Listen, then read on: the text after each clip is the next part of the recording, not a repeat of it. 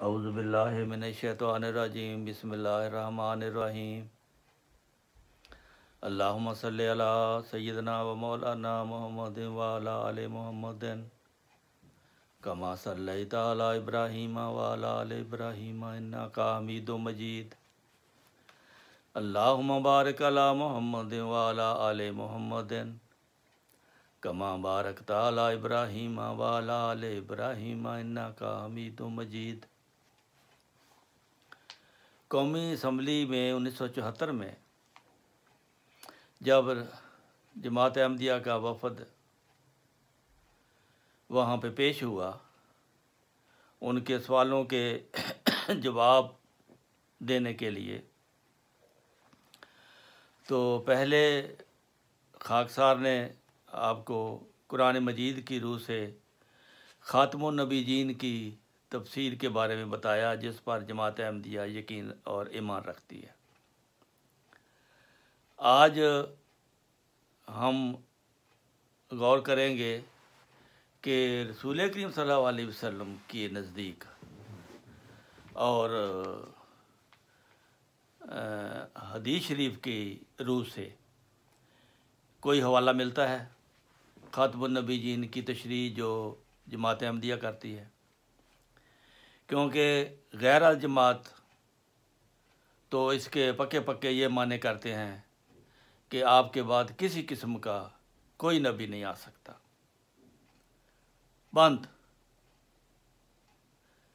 اگر دریا کو بند لگا دیا جائے تو پھر پانی کدھر جائے گا؟ پانی ایک جگہ کھڑا ہو جائے گا تو پانی خراب ہو جائے گا۔ چلتا پانی جو ہے نا، وہی صاف اور پاک ہوتا ہے۔ سمندر کھڑا ہے، سمندر کا پانی پینے کے قابل نہیں ہے، کوئی پی کر دکھائے۔ اسی طرح کھڑا پانی جہاں بھی ہے وہ خراب ہو جاتا ہے۔ تو یہ نور نبوت جو ہے، اس کو بھی ایک جگہ کھڑا رہنے سے اس کی بھی وہی مثال ہے۔ نور نبوت کہاں سے چلا ہے؟ جب دنیا بھی نہیں بنی تھی، آدم بھی نہیں پیدا ہوا تھا، تو ایک نور تھا کتب استارے میں، وہ نور نبوت تھا،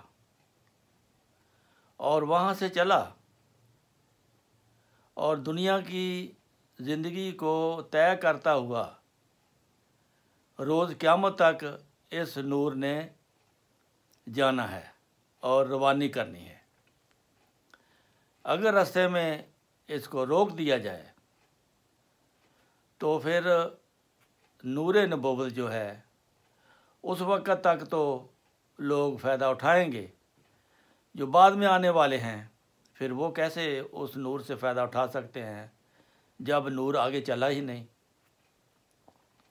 اس لیے اس نور کو عقلی اور علمی دلائل سے جاری رہنا چاہیے۔ تو ایک آیت خاتم النبیین کا جو نزول جب ہوا، اس وقت پتہ کیا تھا؟ 5 ہجری تھی۔ 5 ہجری میں آیت خاتم النبیین کا نزول ہوا، اور 9 ہجری میں یعنی اس آیت کے نزول کے 4 سال بعد حضرت رسول کریم صلی اللہ علیہ وسلم کے ہاں ایک بیٹا پیدا ہوا جس کا نام ابراہیم رکھا۔ لیکن ابراہیم بچپن میں ہی فوت ہو گیا۔ اس کی وفات پر نبی کریم صلی اللہ علیہ وسلم نے کیا فرمایا تھا؟ لو عاشا ابراہیم لکان صدیقا نبیہ۔ ابن ماجہ کی یہ حدیث ہے کہ اگر ابراہیم زندہ رہتا تو ضرور سچا نبی ہوتا۔ حضور کا یہ ارشاد آیت خاتم النبیین کے نزول کے بعد ہوا ہے۔ اس سے خاتم النبیین کی تفسیر جو ہے وہ واضح ہو جاتی ہے۔ ہمارے مخالفوں کو بھی اس کو تسلیم کرنا چاہیے کہ خاتم النبیین کا لفظ صدیق نبی یا امتی نبی ہونے میں روک نہیں بناتا۔ کیونکہ حضور صلی اللہ علیہ وآلہ وسلم کے نزدیک خاتم النبیین کے یہ معنی اگر ہوتے کہ آپ کے بعد کسی قسم کا کوئی نبی نہیں آ سکتا، تو حضور اس موقع پر یوں فرماتے کہ اگر میرا بیٹا ابراہیم زندہ بھی رہتا تو نبی نہ ہوتا۔ میں خاتم النبیین ہوں، میں نے باندھ دیا ہے۔ تو یہ عقل سے بھی کام لینا چاہیے کہ رسول اکرم صلی اللہ علیہ وسلم نے یوں فرمایا کہ میں خاتم النبیین ہوں، لیکن میرا بیٹا زندہ رہتا تو وہ بھی ضرور نبی بنتا۔ گویا صاحبزادہ ابراہیم کے نبی بننے میں اس کی وفات روک بنی ہے، نہ کہ عہد خاتم النبیین۔ یہ ایسی ہی بات ہے جیسے کسی ہونہار طالب علم کو جب فوت ہو جائے تو کہا جائے کہ یہ زندہ رہتا تو ضرور یہ ڈاکٹر بنتا، یہ زندہ رہتا تو ضرور یہ پی ایچ ڈی کرتا یا ایم اے کرتا۔ یہ فکرہ اس صورت میں کہا جاتا ہے جب ڈاکٹر بنتے ہوں، پی ایچ ڈی ہوتی ہو، ایم اے کی کلاسیں ہوتی ہوں، اس کا درجہ ممکن ہو، تو پھر لوگ کہتے ہیں کہ یار یہ زندہ رہتا تو یہ بن جاتا، وہ بن جاتا۔ تو اسی طرح یہ حدیث نبوی لو عاشا لکان صدیق النبیہ کی صحت پر ایک اور حدیث ہے جس میں اہل سنت والجماعت کے مشہور حنفی امام ملا علی قاری اس حدیث کو 3 طریقوں سے مروی ہے۔ وہ کہتے ہیں یعنی اگر ابراہیم زندہ رہتے تو نبی بن جاتے، اسی طرح حضرت عمر نبی بن جاتے تو آن صلی اللہ علیہ وسلم کے امتی ہوتے جیسے عیسیٰ، خضر، الیاس علیہ السلام ہیں۔ یہ صورت خاتم النبیین کے منافی نہیں ہے، کیونکہ خاتم النبیین کے تو یہ معنی ہے کہ اب حضرت صلی اللہ علیہ وسلم کے بعد ایسا نبی نہیں آ سکتا جو آپ کی شریعت کو منسوخ کرے اور آپ کا امتی نہ ہو۔ یہ موضوعات کبیر ملا علی قاری میں صفحہ 69 پہ ہے، 69۔ تو مسلم حدیث میں آنے والے مسیح کو 4 دفعہ نبی اللہ کہا گیا ہے۔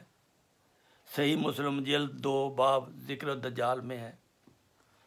تو اسی طرح آپ نے فرمایا ایک دفعہ حضرت ابوبکر امت میں سب سے افضل ہیں، سوائے اس کے کہ امت میں کوئی نبی پیدا ہو۔ تو یہ بھی حدیث ہے۔ سب سے زیادہ حضرت رسول اکرم صلی اللہ علیہ وسلم کی بیوی حضرت عائشہ صدیقہ رضی اللہ تعالیٰ عنہ اسلام کو جانتی تھی۔ آپ نے کیا فرمایا؟ قولو انہ خاتم الانبیاء ولا تقولوا لا نبی بعدی، یعنی حضور صلی اللہ علیہ وآلہ وسلم کو خاتم النبیین تو کہو، لیکن یہ نہ کہو کہ آپ کے بعد کسی قسم کا کوئی نبی نہ ہوگا۔ اس کا مطلب صاف ہے کہ آپ کے بعد نبی ہو سکتا ہے اور ہوگا، کیونکہ آپ صرف خاتم الشریعت ہیں اور اس لحاظ سے خاتم النبیین ہیں کہ کوئی نبی اب شریعت لے کر نہیں آ سکتا، جو بھی ہوگا اس شریعت کے تابع ہوگا۔ تو ان احادیث سے تو یہ واضح ہوتا ہے کہ امت میں ایک قسم کی نبوت کا دروازہ کھلا ہے، وہ ہے افنا فی الرسول کے ذریعے نبوت کا پانے کا دروازہ جو ہے وہ کھلا ہے۔ تو بعض حدیثوں میں اختلاف پایا جاتا ہے۔ بعض حدیثوں میں یہ ہے کہ نبی آ سکتا ہے، بعض حدیثوں میں یہ ہے کہ لا نبی بعدی، نبی نہیں آ سکتا۔ تو اس سے جماعت احمدیہ کی جو ہے وہ میں آپ کو پڑھ کے سناتا ہوں۔ بلا شبہ ایسی احادیث کے مقابل دوسری احادیث بھی ہیں جن میں بظاہر باب نبوت کو بند کر دیا گیا ہے۔ ہمارے نزدیک اصولی طور پر جملہ احادیث کا حل یہ ہے کہ جن احادیث میں نبوت کو بند قرار دیا گیا ہے اس سے مراد نئی شریعت والی نبوت ہے، اور جن احادیث میں نبوت کا امکان ظاہر کیا گیا ہے وہاں غیر تشریعی اور امتی نبوت مراد ہے، کیونکہ دو قسم کی نبوتیں جب سے دنیا بنی ہے یہ چل رہی ہیں، ایک شریعت والی نبوت، ایک غیر شرعی نبوت۔ تو غیر شرعی نبوت جو ہے وہ بند نہیں ہو سکتی، اور اس طرح سے جملہ حدیث میں پوری تطبیق ہو جاتی ہے، یعنی کہ اب اختلاف مسلمانوں کا ختم ہو سکتا ہے کہ اس لحاظ سے جملہ حدیث قرآن مجید کے بھی عین مطابق ہے۔ قرآن مجید میں بھی بعض جگہ لکھا ہے کہ رسول آئیں گے، اور بعض جگہ لکھا ہے کہ خاتم النبیین۔ تو اس طرح اگر ایمانداری سے غور کیا جائے، دل کی صفائی سے غور کیا جائے اور حقیقت کو سمجھنے کے لیے غور کیا جائے تو یہ آپ کو بالکل واضح ہو جائے گا کہ جملہ احادیث نبویہ کو یکجائی طور پر دیکھنے سے صاف واضح ہو جاتا ہے کہ رسول کریم صلی اللہ علیہ وآلہ وسلم کے بعد نئی شریعت لانے والے نبیوں کا یا مستقل نبیوں کی آمد بند ہے۔ ہاں، امتی نبی اور تابع شریعت محمدیہ نبی کے آنے کا امکان موجود ہے۔ اسی بنا پر جملہ فرقے آنے والے مسیح موعود کو حضرت صلی اللہ علیہ وآلہ وسلم کا تابع نبی مانتے ہیں، حضور صلی اللہ علیہ وسلم کا امتی نبی یقین کرتے ہیں، کیونکہ اس سے پہلے بھی بزرگوں نے یہ تسلیم کیا ہے کہ نبی کریم صلی اللہ علیہ وسلم کے بعد آپ کی امت میں آپ کے تابع ہو کر آپ کی شریعت میں نبی آ سکتا ہے۔ یہی جماعت احمدیہ کا عقیدہ ہے، اس میں کوئی نئی بات نہیں ہے۔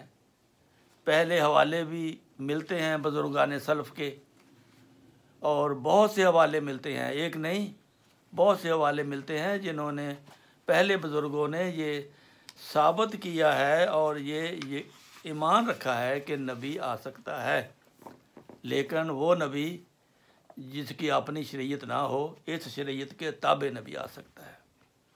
یہ باتیں قومی اسمبلی کو کھول کھول کر بتائی گئی ہیں اس اجلاس میں۔ اب یہ ان پہ ڈپینڈ کرتا تھا کہ وہ اس پہ غور کرتے ہیں کہ نہیں۔ قرآن مجید میں تو یہ لکھا ہے کہ جو غور کرے گا اسے کچھ ملے گا، جو غور نہیں کرے گا اسے کچھ بھی نہیں ملے گا، کیونکہ وہ تو اپنے سابقہ ریت، رسم و رواج اور یقین اور عقیدے پر قائم ہیں۔ جیسے مولوی نے بتانا ہے، اگر ویسے آپ نے کرنا ہے تو پھر آپ سچے ایمان کی طرف نہیں جا سکتے، کیونکہ 72 فرقے ہیں اور 72 مولوی ہیں، اور ہر فرقے کی اپنا عقیدہ، اپنی زبان، اپنا یقین ہے، مختلف ہے۔ اس لیے آپ کو خود غور کرنا پڑے گا اور سوچنا پڑے گا، تب جا کر آپ کو صراط مستقیم ملے گا، اور محنت کرنی پڑے گی اور دعا کرنی پڑے گی۔ دعا کے بغیر بھی کچھ حاصل نہیں ہوتا۔ جو کچھ پوچھنا ہے اللہ سے پوچھو، اللہ تعالیٰ جواب دیتا ہے۔ تو آخر دعوانا الحمدللہ رب العالمین۔ باقی انشاءاللہ آئندہ۔ السلام علیکم ورحمۃ اللہ وبرکاتہ۔